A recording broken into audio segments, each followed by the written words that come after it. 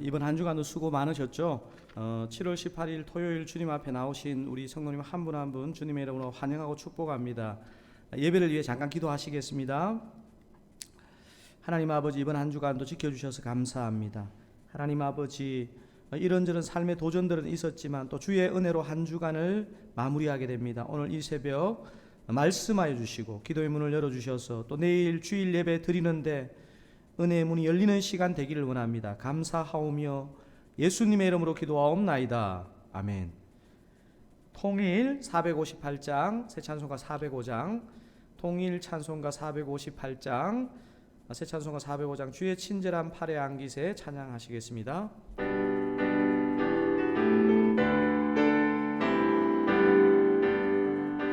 주의 친절한 팔에 안기세 우리 마음이 평안하리니 항상 기쁘고 복이 되겠네. 영원하신 팔에 안기세 주의 팔에 그 크신 팔에 안기세 주의 팔에 영원하신 팔에 안기.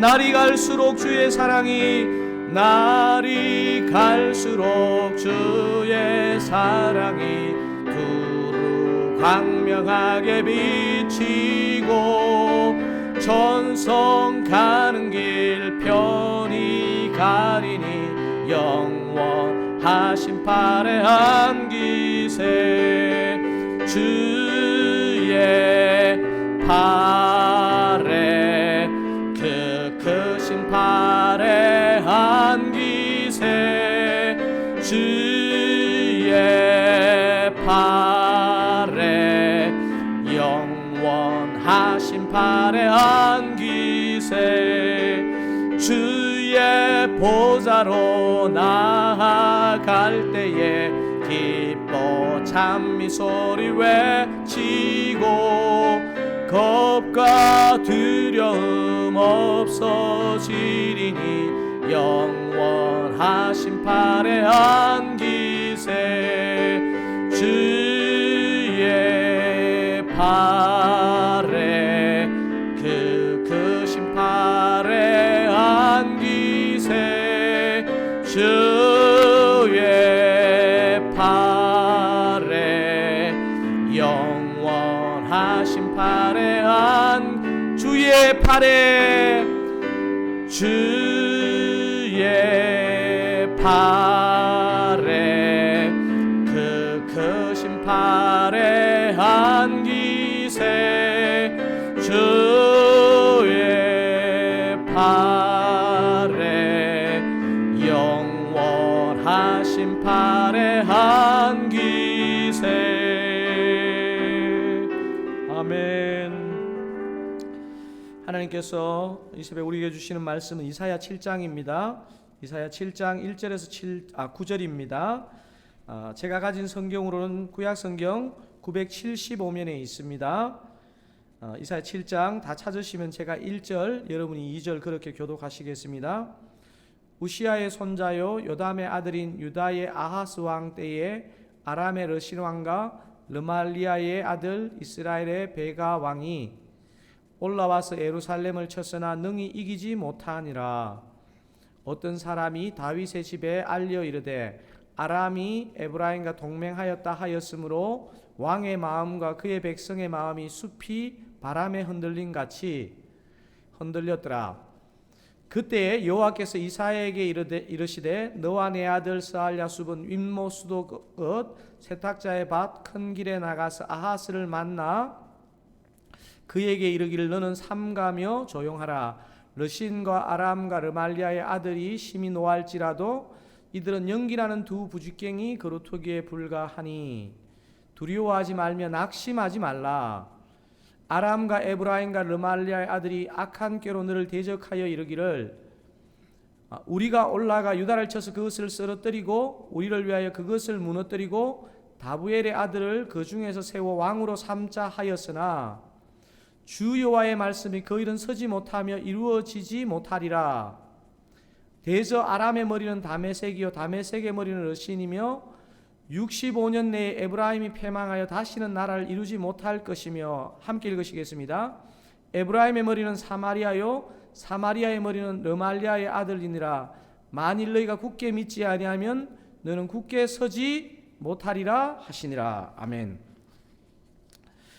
코로나19가 미국에도 영향을 미치기 시작한 금년 1, 2월만 해도 이 바이러스가 이렇게 강력하게 이렇게 오랫동안 영향을 미칠 것이라고 생각하는 사람들이 많지 않았던 것 같습니다. 벌써 이제 2020년 절반이 지나고 7월 중순이 되었는데요. 진짜 이 코로나가 언제 끝나고 우리가 어떻게 언제 정상적인 삶으로 복귀할지 사실 누구도 자신 있게 말하지 못하는 것 같습니다. 한 번씩 들리는 이렇게 끔찍한 얘기는 금년 겨울에 플루와 함께 코로나가 더 기승을 부릴 것이라는 말입니다. 사랑하는 성도 여러분, 코로나가 왜 발생했을까요? 성경에 해박하고 또 이 세상 돌아가는 그 이치에 능통한 사람일지라도 이것이다 이렇게 명확하게 말하는 것은 쉽지 않습니다.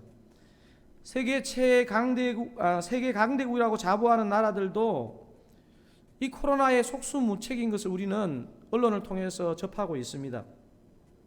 우리가 살고 있는 미국은 자타가 공인하는 세계 최강대국 아니겠습니까? 이런 최강대국이 작은 바이러스 앞에서 무너지는 사건을 통해서 우리는 어떤 생각을 하게 됩니까? 사람의 힘으로는 안 된다, 내 힘으로는 안 된다는 이 너무도 단순하고 중요한 진리 앞에 우리가 서지 않을 수 없습니다. 부강해지고 과학이 발달하면 사람의 힘으로는 안 될 게 없다는 자만감이 참 이 세계를 좀 최근에 지배해 온 게 아닌가 생각되어집니다. 미국이라는 나라가 마음을 먹으면 안 되는 일이 최근 수십 년간 거의 없지 않았습니까? 하지만 이번 코로나를 통해서 미국도 세계 강대국들도 이 바이러스 앞에서 무너졌습니다. 미국도 안 된다. 아니 전 세계 확진자의 3분의 1이 넘는 수가 미국에서 속출되고 있습니다. 이번 코로나를 영적인 눈으로 보면 한마디로 이렇습니다. 강대국의 뜻이 이루어지는 것이 아니고 하나님의 뜻이 이루어지고야 만다. 이렇게 얘기할 수 있습니다. 오늘 본문에 나오는 에브라임이라는 그 표현은 남유다와 갈라진 북이스라엘을 가리키는 표현입니다. 아람의 왕 르신과 에브라임 즉 북이스라엘의 왕 베가가 연합하여 유다를 치는 것이 본문에 오늘 나오고 있습니다. 아람과 북이스라엘이 왜 연합해서 유다를 칠까요? 아람과 북이스라엘이 그 당시에 가장 강대국인 아수르에 대해서 반아수르 동맹을 형성하는데 유다가 참여하지 않았기 때문입니다. 근데 여러분 생각해 보십시오. 북이스라엘과 유다는 한 나라 아닙니까? 더구나 하나님의 대표적인 언약인 다윗 언약을 받은 나라가 바로 이 유다와 북이스라엘이 있는 이스라엘 민족 아닙니까? 그런데 북이스라엘은 하나님이 주신 언약도 있고 인간의 가장 원초적인 그 사랑인 동족 사랑도 있고 이방 나라인 아람과 동맹을 맺고 동족 유다를 치려고 했던 것입니다. 아람과 북이스라엘이 동맹하여 유다를 치려 할 때 어떠했다고 본문은 묘사합니까? 2절을 같이 한번 읽어보실게요. 어떤 사람이 다윗의 집에 알려 이르되 아람이 에브라임과 동맹하였다 하였으므로 왕의 마음과 그의 백성의 마음이 숲이 바람에 흔들림같이 흔들렸더라. 이때 하나님이 어떤 방법으로 일하십니까? 3절은 이렇게 소개하고 있습니다.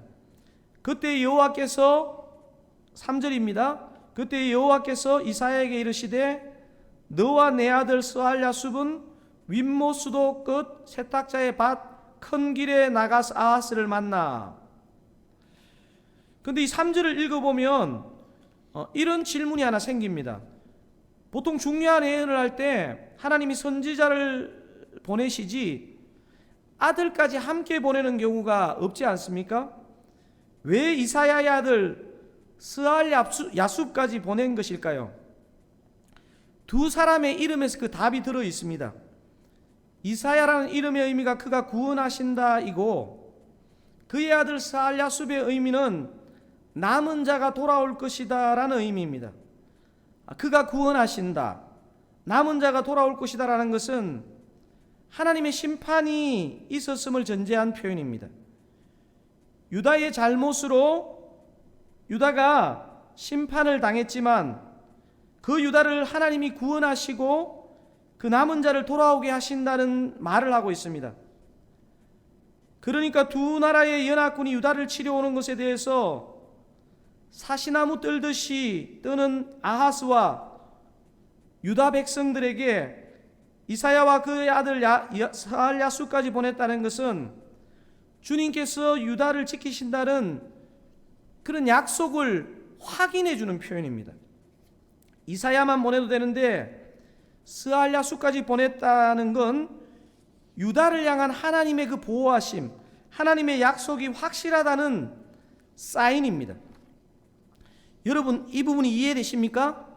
그리고 이사야가 하는 예언을 한번 들어보십시다. 4절입니다. 그에게 이르기를 너는 상가며 조용하라. 르신과 아람과 르말리아의 아들이 심히 노할지라도 이들은 연기나는 두 부직갱이 거루터기에 불과하니 두려워하지 말며 낙심하지 말라. 방금 읽은 4절 안에 우리가 위기 상황이나 중요한 판단을 할 때 유념해야 할 중요한 게 다 들어 있습니다. 너는 상가며 조용하라. 우리 삶으로 적용해 보면 막 어떤 문제가 생길 때 사람 찾아다니며 시끄럽게 떠들지 말라는 소리입니다. 르신과 아람과 르말리아의 아들이 심히 노할지라도 이들은 연기나는 두 부직갱이 거루터기에 불과하니, 정말 너무 무서운 듯하게 보이는 그렇게 심히 노하는 이 적국이지만 가만히 보라는 것입니다. 참 리얼한 예를 들고 계신데요. 이들은 연기나는 두 부직갱이 거루터기에 불과하니, 곧 꺼지고 말 불씨를 말하고 있습니다. 마치 잡아먹을 듯이 하지만 곧 꺼지는 불씨다는 것입니다. 우리가 위기라고 호들갑 때 그 위기를 잘 살펴볼 필요가 있습니다. 곧 꺼지고 말 불씨일 가능성이 많습니다. 그래서 하나님은 두려워하지 말며 낙심하지 말라는 것입니다. 하나님은 이 일이 확실함을 이사야와 그의 아들 스알 야숲 두 사람을 보내심으로 컨펌해 주셨습니다. 그리고 4절을 통해서도 말씀하시지만 7절을 통해서도 한 번 더 말씀해 주십니다. 7절입니다. 주 여호와의 말씀이 그 일은 서지 못하며 이루어지지 못하리라. 사랑하는 우리 서울 장로교 성도 여러분, 정말 그렇지 않습니까? 일이 되고 안 되고는 주님의 말씀, 주님의 뜻에 달려 있다는 것입니다. 여러분, 잠언에 이런 말이 있지 않습니까? 잠언 16장 9절에 사람이 마음으로 그 길을 계획할지라도 그 걸음을 인도하시는 자는 여호와시니라. 저는 오늘 설교의 제목을 하나님의 결제가 필요합니다로 정했습니다. 저와 여러분은 삶의 걸음마다 하나님의 결제가 필요한 인생입니다. 그래서 오늘 메시지 중에서 가장 중요한 메시지는 뭐냐? 좋은 일을 결정할 때도 하나님의 결제가 필요하고 위기 앞에서도 하나님의 결제가 필요하다는 것입니다. 사랑하는 성도 여러분, 요즘 여러분이 무엇인가 결정하시면서 하나님의 결제 없이 하고 계신 부분들은 혹 없으신 건 아닌가요? 오늘 본문 마지막 절이 아주 엄중한 메시지를 던져주고 있습니다. 여러분, 오늘 9절 함께 읽어보실까요? 에브라임의 머리는 사마리아요, 사마리아의 머리는 르말리아의 아들이니라. 만일 너희가 굳게 믿지 아니하면 너희는 굳게 서지 못하리라 하시니라.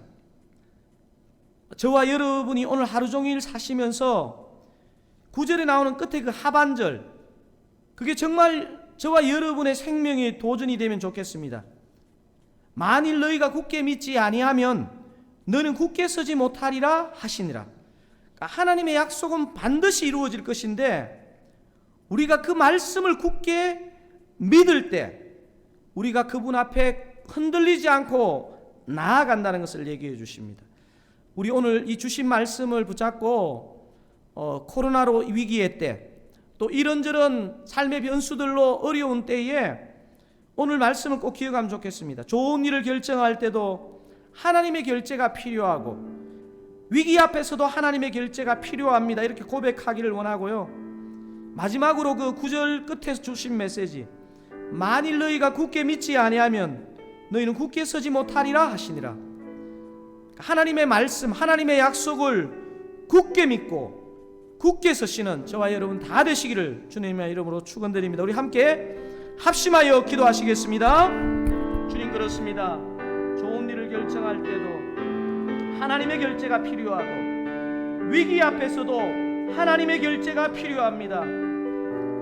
하나님의 뜻은 이루어지고야 말 것인데 하나님 아버지, 하나님 말씀대로, 하나님 뜻대로 아버지 일들은 될 것인데 아버지, 우리가 믿음으로 굳게 서기를 원합니다. 아버지, 너희가 굳게 믿지 아니하면 너희가 굳게 서지 못하리라 했는데 주의 약속을, 주의 말씀을 굳게 믿고 흔들리지 않고 나아가는 저희들 다 되게 하여 주시옵소서. 은혜 베풀어 주시옵소서. 하나님 아버지, 우리가 어려운 시간을 보내고 있기 때문에 흔들릴 때도 많고, 하나님 아버지, 때로는 우리의 감정이나 우리의 생각으로 일을 처리할 때도 많음을 고백합니다. 용납하여 주시고 불쌍히 여겨주시고, 좋은 일을 결정할 때도 하나님의 결재가 필요하고 위기 앞에서도 하나님의 결재가 필요한 것을 인정하게 하옵소서. 주의 약속을 굳게 붙들고 흔들리지 않고 굳게 서는 우리 서울장로교 성도님들 다 되게 하여 주시옵소서. 개인적인 삶의 도전, 교회적인 삶의 도전, 이 세상에 불어오는 삶의 도전들 가운데 주의 약속 굳게 붙들고 굳게 서는 저희들 되게 하여 주시옵소서. 감사하오며 예수님의 이름으로 기도하옵나이다. 아멘. 우리 함께 주신 말씀 붙잡고 개인 기도 들어가기를 원합니다. 내일 또 주일 예배를 위해서 기도해 주셨으면 좋겠고요. 그렇습니다.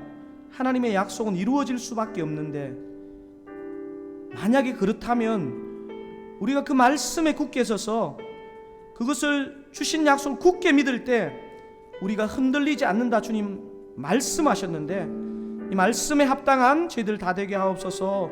그렇게 기도하고 중보하고 교회를 위해 기도해 주시면 감사하겠습니다. 개인 기도 들어가시겠습니다.